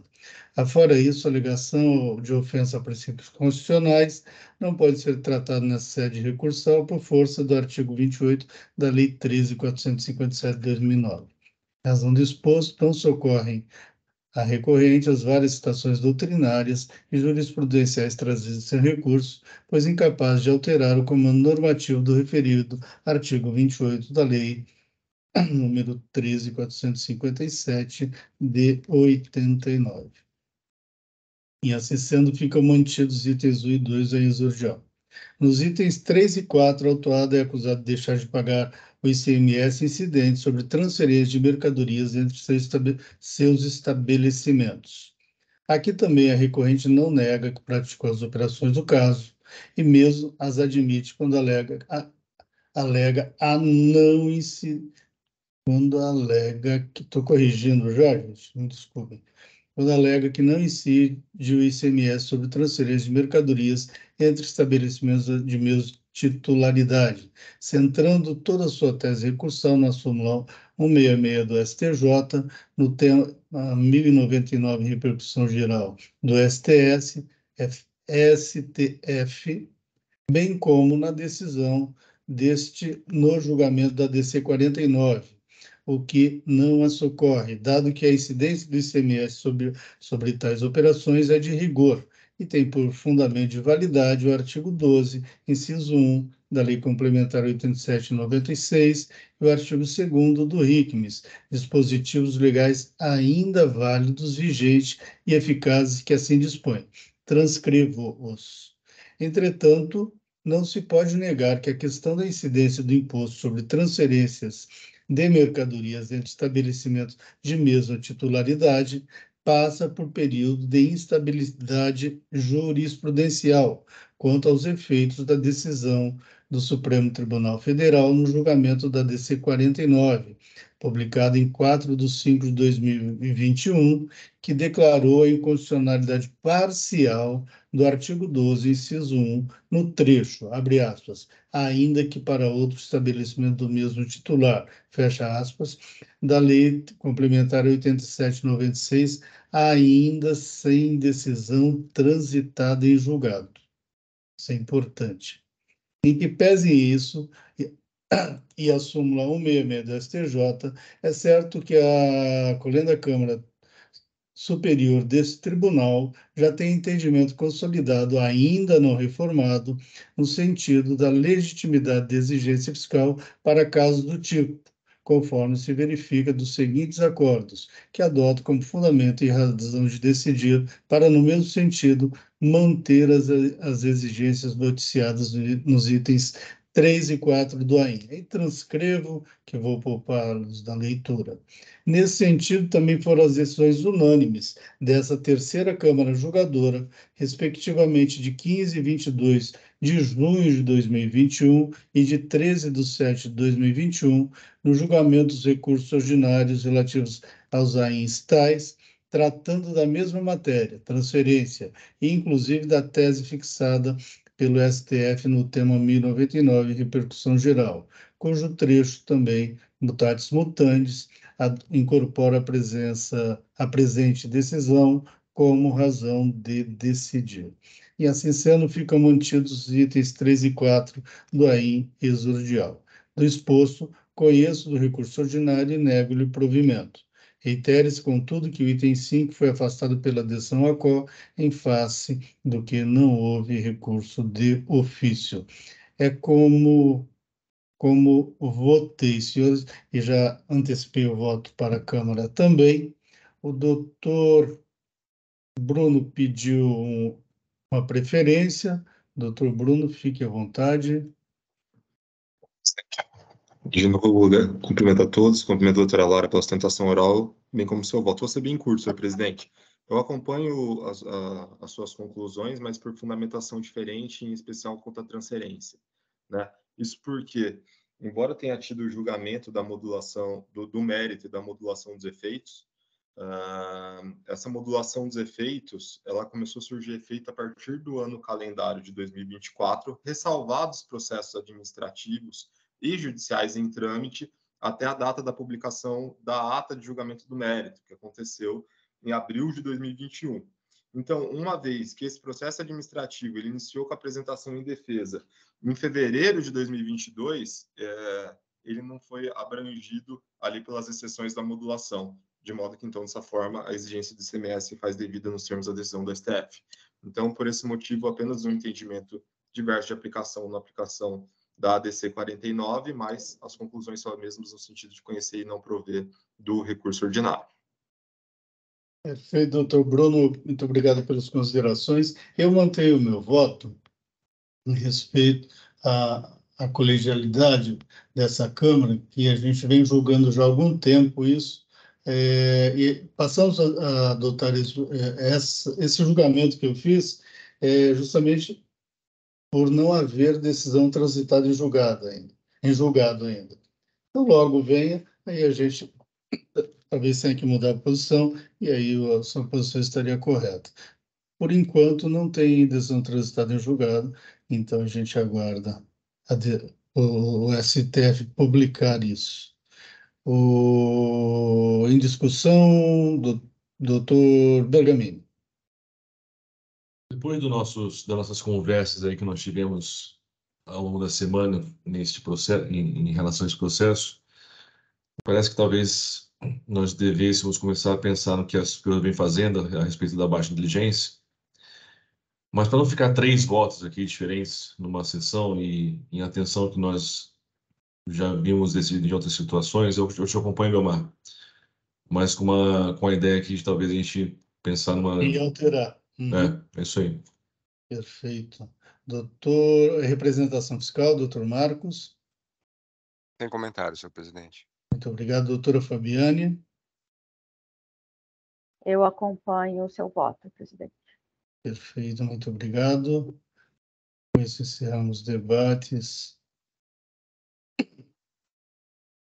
Fórum.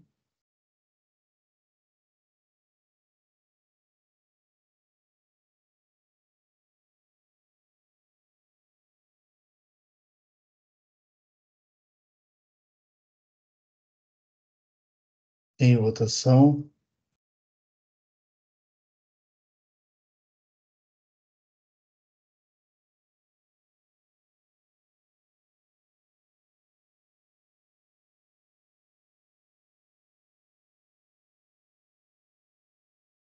Encerrando a votação.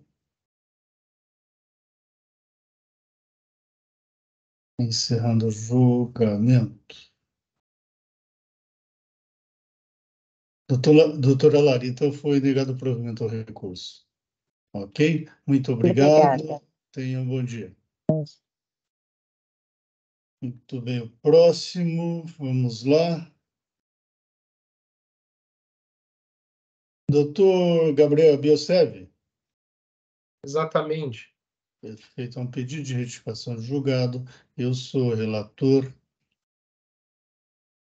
registrando sustentação oral.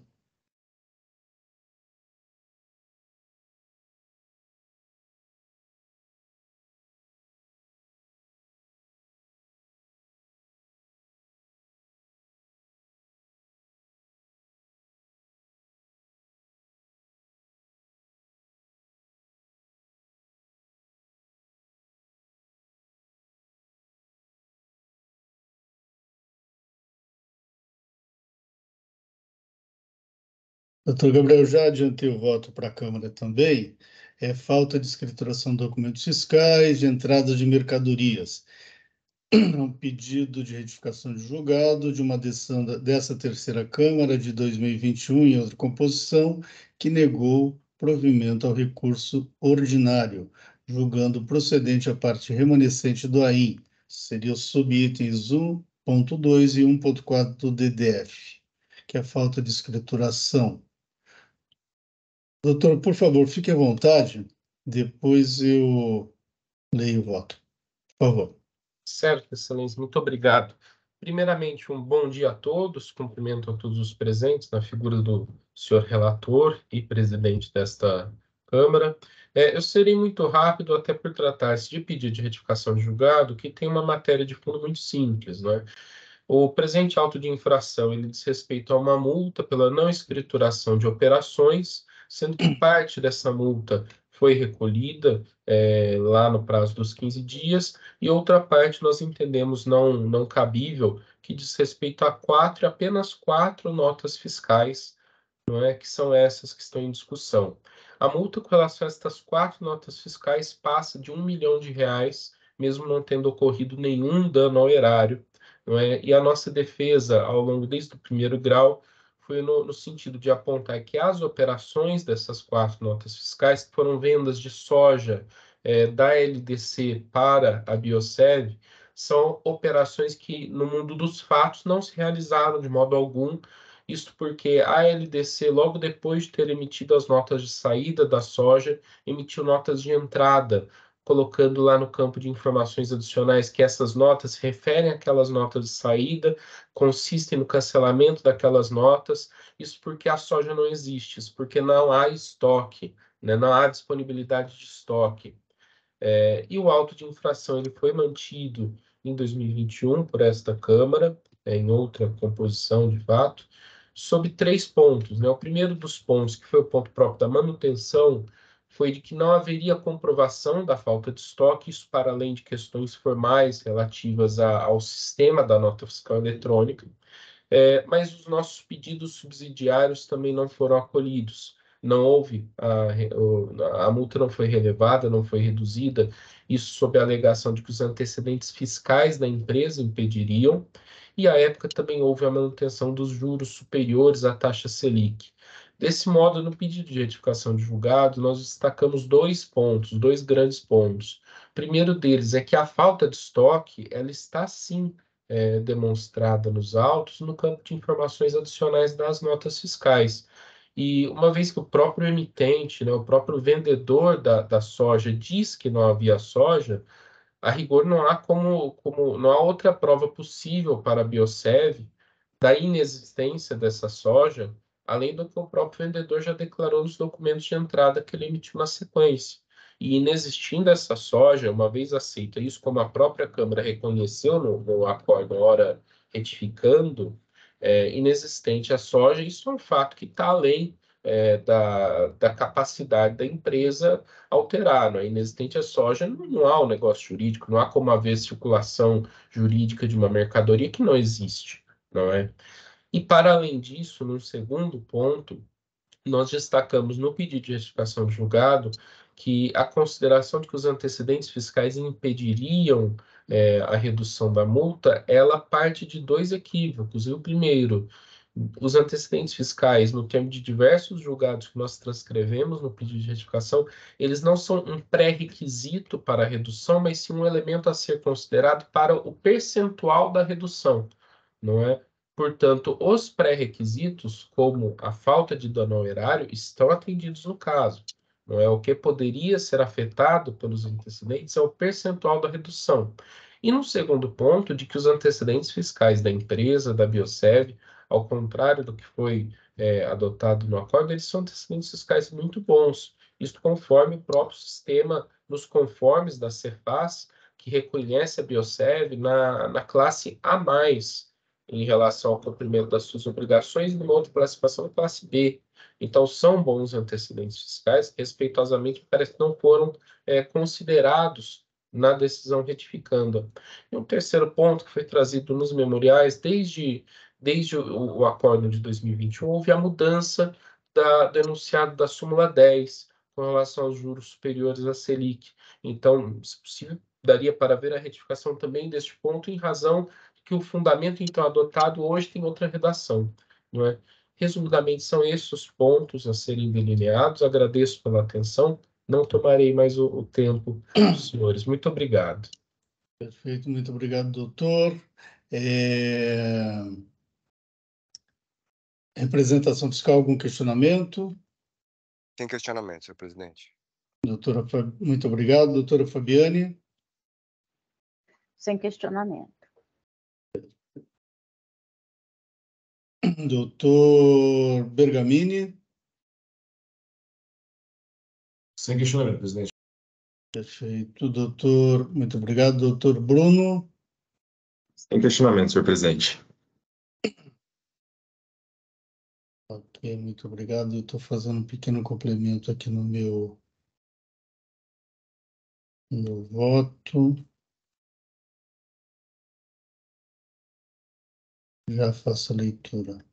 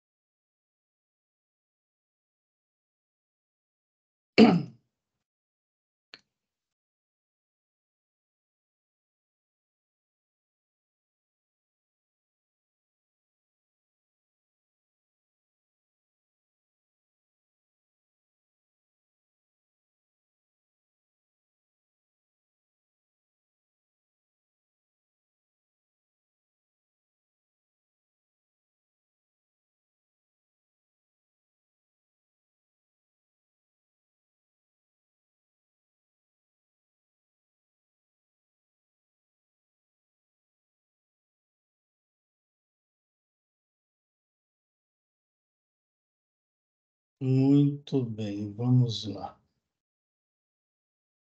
Vou direto à leitura do voto, e aí já transcrevo o artigo 15 da Lei 13.457 de 2009, que diz que a decisão de qualquer instância administrativa que contiver erro de fato será passível de retificação. Parágrafo 1º diz que desde com a demonstração precisa do erro de fato apontado. Em síntese, nos termos do artigo 15 tal, o pedido de retificação de julgado tem por finalidade única a retificação de erro de fato existente na decisão retificanda, cabendo à parte que o alega demonstrar precisamente a sua ocorrência. Logo, não se presta tal pedido a resolver questões outras, dado que seu objeto é restrito à retificação de erro de fato exclusivamente. A peticionária ela alega haver inúmeros erros na decisão retificanda, e eu digo que tais inúmeros erros podem ser resumidos a 3. Não se constitui nenhum deles como erro de fato propriamente dito, considerando o conceito trazido pelo artigo 966, parágrafo 1º do novo Código de Processo Civil, que diz que é erro de fato quando a decisão admitir fato inexistente ou quando considerar inexistente fato efetivamente ocorrido, sendo indispensável em ambos os casos que o fato não represente ponto controvertido sobre o qual o juiz deveria ter se pronunciado. No primeiro erro alegado, a peticionária sustenta que não constaria da decisão retificanda, abre aspas. A peticionária sustenta que constaria da decisão retificanda, abre aspas, a afirmação de que a peticionária não teria comprovado a inexistência de falta de estoque das mercadorias no estabelecimento vendedor e que as notas fiscais de devolução emitidas pelo próprio fornecedor afirmam que o motivo da devolução é saldo insuficiente no estoque, fecha aspas. Sem razão recorrente, vez que tal alegação não se funde em erro de fato da decisão retificanda, na conceituação aqui adotada. No ponto, assim foi a decisão. Eu transcrevo e digo parte delas. As operações do caso foram confirmadas pela autuada, conforme se... Estou lendo o trecho da decisão retificanda. As operações do caso foram confirmadas pela autuada, conforme se comprova pelos documentos de folhas tais, extraídos do portal da Nota Fiscal Eletrônica, onde no campo Eventos da Nota Fiscal Eletrônica consta que a autuada, após registrar a sua ciência da operação, também confirmou as operações, o que compreende a confirmação da ocorrência da operação e o recebimento da mercadoria, conforme se extrai do manual do aplicativo da manifestação do destinatário, versão tal, constante do site do Ministério da Fazenda. E o que consta nesse manual? Consta que as manifestações que o destinatário pode efetuar são, ou seja, está se referindo ao nosso fiscal, se referindo ao que deve constar na nota fiscal desde que é emitida. Quando emite a nota fiscal, o destinatário já vai lá, diz que tem ciência daquela operação. Depois de recebida a mercadoria, o destinatário vai lá e confirma a operação. E o que diz o manual? Confirmação da operação, confirmando a ocorrência da operação e o recebimento da mercadoria. E aí ele vai detalhando tudo, eu transcrevo tudo, vou poupá-los da leitura. No ponto, a decisão retificanda conduziu-se regularmente, não admitiu fato inexistente, nem considerou inexistente fato efetivamente ocorrido, sendo certo que, após apresentar o seu entendimento motivado de que a autuada recebeu as mercadorias do caso e, por isso, deveria ter escriturado as notas fiscais relativas a tais entradas, também apresentou o entendimento de que, abre aspas, o retorno das mercadorias ao estabelecimento vendedor deveria ter sido acobertado por notas fiscais de devolução emitidas pela autuada, e não por nota de devolução do vendedor. Emissão essa irregular, portanto, não produzindo efeitos positivos de direito a quem dela pretenda se... Desculpa. De direito a quem delas pretenda se beneficiar, como pretendeu a autuada. E foi além a decisão retificanda ao asseverar, como reforço... Meu editor está horrível. E foi além a decisão retificando ao asseverar, como reforço de argumento, que, abre aspas, no caso das operações alegadamente canceladas por falta de estoque no estabelecimento vendedor, fosse esse o caso, o que não se comprovou, deveria a emitente ter cancelado a nota fiscal de venda, que emitiu anteriormente, e não emitir nota fiscal de devolução. Entretanto, tal irregularidade não é atribuível à recorrente, mas à emitente, então vendedora. O que eu quis dizer lá atrás, que eu fui o relator disso? Se não havia estoque de soja lá no armazém geral, onde estavam depositadas mercadorias, o que deveria a emitente ter feito, se fosse isso procedente? Ela só anular, cancelar a nota pelas formas previstas na legislação. Ela não fez isso. Ao contrário, ela emitiu uma nota como se de devolução fosse. Portanto, a partir das provas dos autos, especialmente as notas fiscais não escrituradas pela autuada, onde consta que a autuada confirmou as operações, registro que deve ser posterior à entrada física da mercadoria no estabelecimento do destinatário, a decisão retificando entendeu motivadamente que a autuada recebeu as mercadorias, razão por que considerou irregulares as notas fiscais de devolução emitidas pelo então remetente, em momento posterior ao recebimento das mercadorias pela autuada. Mas, revisitando a decisão retificanda, verifica-se não haver nela qualquer erro, por entender que não restou comprovada a alegação de falta de estoque no estabelecimento do vendedor das mercadorias do caso, o que se reafirma nessa oportunidade. A única prova trazida pela autuada para sustentar tal alegação foram as cópias das notas fiscais de entradas emitidas pela então remetente das mercadorias, onde, em 2 delas, de um total de 4, consta que não havia saldo suficiente no estoque. Informação essa que não merece fé, porque tais notas fiscais de entrada foram emitidas irregularmente após a autuada ter recebido as mercadorias, conforme bem entendeu a decisão retificanda. Razão por que a decisão retificanda acertadamente desconsiderou-as, asseverando que tais emissões, por terem sido irregulares, não poderiam produzir efeitos positivos de direito a quem delas pretendesse se beneficiar, como pretendeu a autuada ao usar as informações sobre a suposta falta de estoque nelas constantes. Dito isto, o presente pedido, neste ponto, revela mero inconformismo da peticionária autuada com a decisão que foi contrária a seus interesses, com o que intentou ver reapreciadas e revaloradas as provas constantes dos autos, notadamente quanto à suposta falta de estoque das mercadorias no estabelecimento vendedor, pretendendo com isso um segundo julgamento na mesma instância, para o que não se presta o presente pedido de retificação de julgado, o qual somente é cabível para corrigir a existência de erro de fato na decisão que se pretende retificar, desde que precisamente demonstrado pela parte que o alegar, e não para resolver mero inconformismo da parte em face de tal decisão, motivo por que não se pode conhecer do presente pedido de retificação de julgado no ponto.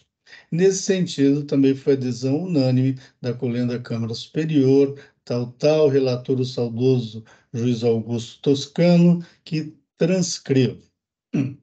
No segundo erro alegado, a peticionária sustenta que a decisão retificanda deixou de relevar ou reduzir as penalidades por força dos supostos antecedentes fiscais da peticionária e que teria sido omissa no que diz respeito ao fato de que a peticionária se encontra classificada na classificação geral B do programa nos conformes, estando com score A+ quanto à adimplência. No ponto, assim foi a decisão retificando. Transcrevo.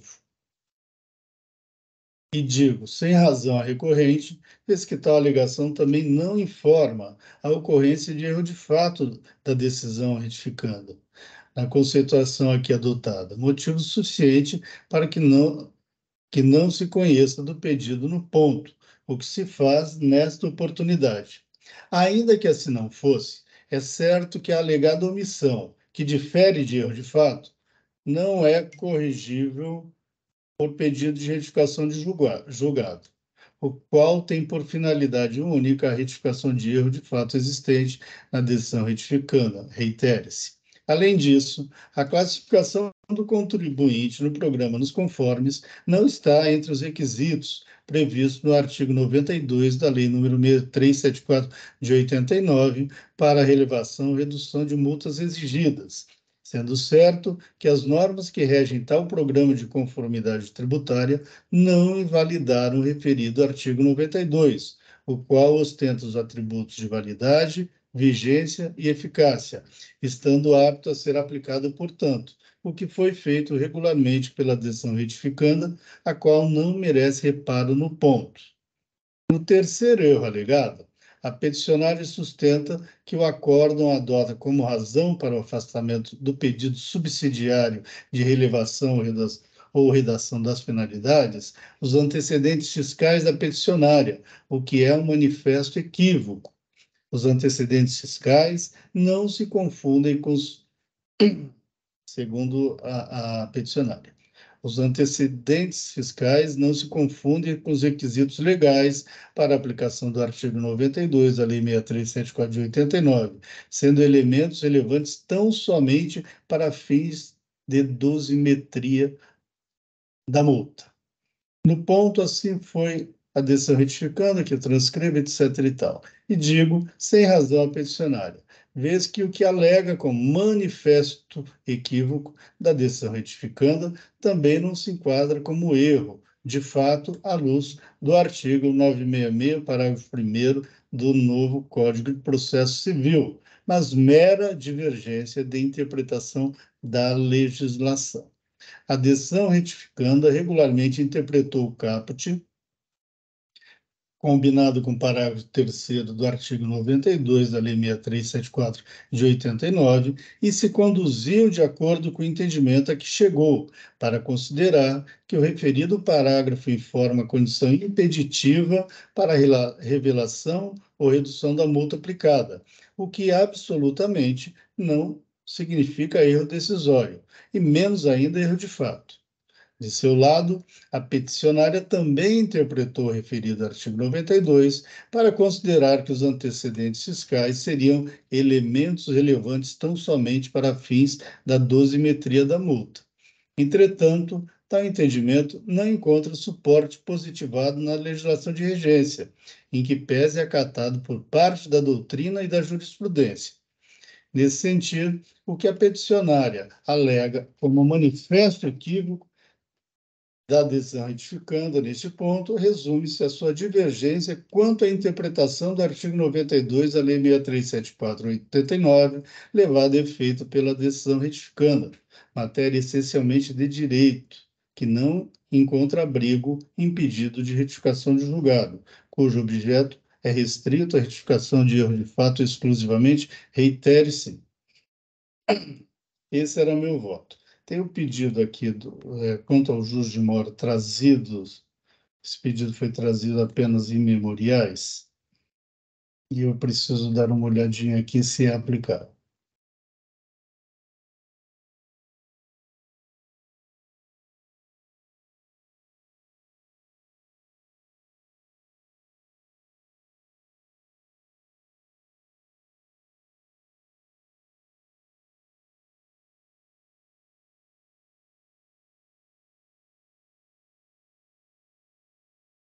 Perfeito. Acho que tem um mês aqui, pelo menos, que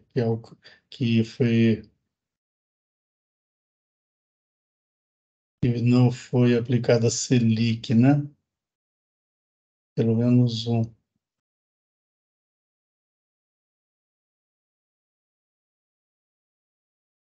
Perfeito. Bom, vamos lá. Eu já fiz aqui o voto padrão. Quanto aos juros de mora, embora a insurgência da autuado tenha vindo apenas em memoriais, pode-se dar provimento ao pedido para que se aplique no equivalente à taxa Selic, dado que em 9/6/2022, esse tribunal alterou seu entendimento revisando a súmula vinculante 10/2017. Nesse sentido, os juros aplicáveis ao caso devem ser calculados em conformidade com a taxa Selic. E por isso, com isso, eu conheço parcialmente do recurso do pedido de retificação de julgado da autuada e dou-lhe parcialmente provimento apenas para adequar os juros à súmula 10/2017, revisada em 9/6/2022. É isso. É o meu voto, senhores. Representação fiscal. Sem considerações, senhor presidente. Perfeito. Enquanto eu vou falando com vocês, eu já vou alterando o voto. Doutora Fabiane. Acompanho. Inclusive com a questão do juro, certo? Sim. Eu Ok, muito verifiquei, no DDF o item 1.2 é de abril de 2017, né? Ok, muito obrigado, Teria doutora que Fabiane. revisar. Doutor Bergamini, Acompanho. muito obrigado. Doutor Bruno, Integralmente, senhor presidente.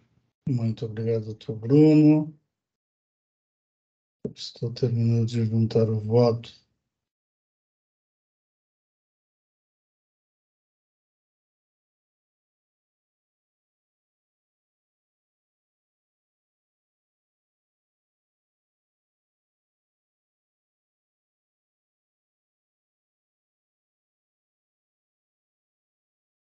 Perfeito. Juntado já o voto com a questão dos juros. Encerramos os debates. No registro do voto no empate, para mim ainda aparece não conhecido. Agora que no meu também, viu? Agora que eu estou vendo, obrigado. Eu vou voltar.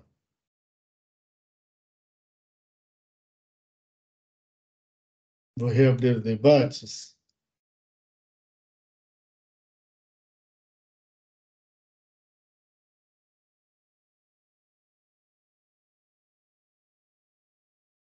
Agora o sistema está lento.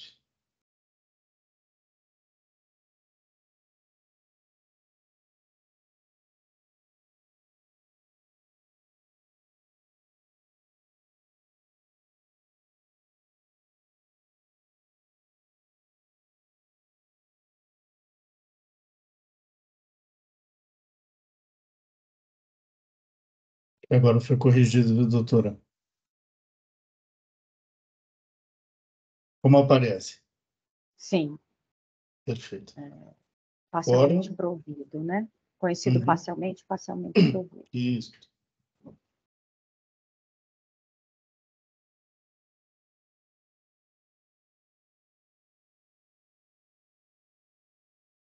Em votação.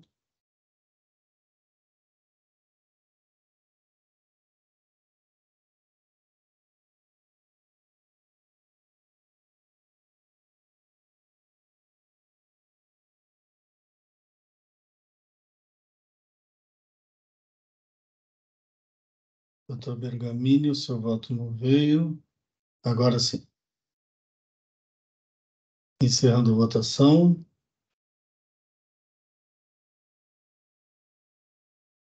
Encerrando o julgamento.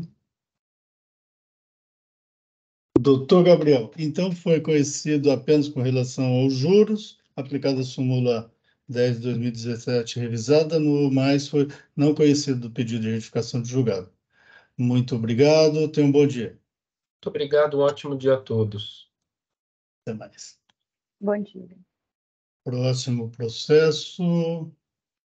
Último processo, relator doutor Bergamini, Verdeco. Habilitando. Pronto, por favor, doutor.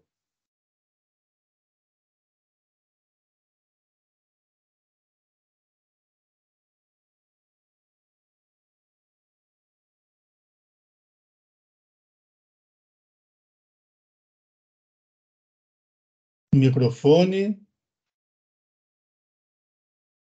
Bom, eu vou fazer aqui os ajustes, mas eu já adiantando. Nós já falamos, esse processo tem notícia de mandado de segurança, onde supostamente teria havido cancelamento da nulidade da inscrição estadual do fornecedor. Então, dada a existência de mandado de segurança, eu estou propondo a baixa do processo de diligência para que a PGE faça alguns esclarecimentos. Perfeito. É o mesmo voto, o senhor já havia antecipado para a Câmara, né? Já, é Perfeito. o mesmo.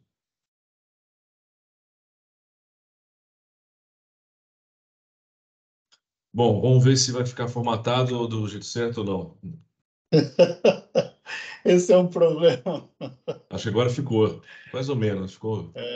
Tem que fazer aquele sistema Eu manual esqueci, lá. eu esqueci o que você falou. Na próxima eu faço. Tem que fazer. Não é questão converter em diligência, né? Converter em diligência. Vamos de votos. Pronto. Em discussão representação fiscal. Sem comentário, senhor presidente. Muito obrigado. Doutora Fabiane. Eu acompanho. Muito obrigado. Doutor Bruno. Acompanho também, senhor presidente. Muito obrigado. Eu também acompanho o relator. Quórum.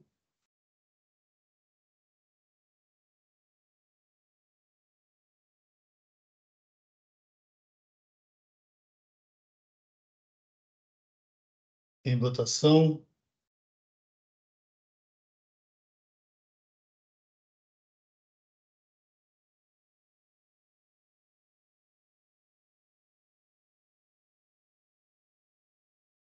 Encerrando a votação. Encerrando o julgamento.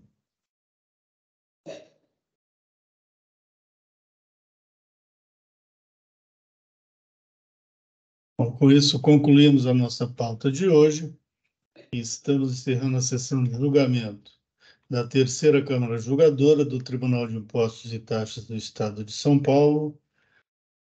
Hoje é dia 12 de julho de 2023. Muito obrigado a todos que nos acompanharam e até uma próxima. Tenham todos um bom dia. Doutor Jailson, pode encerrar a live, por favor.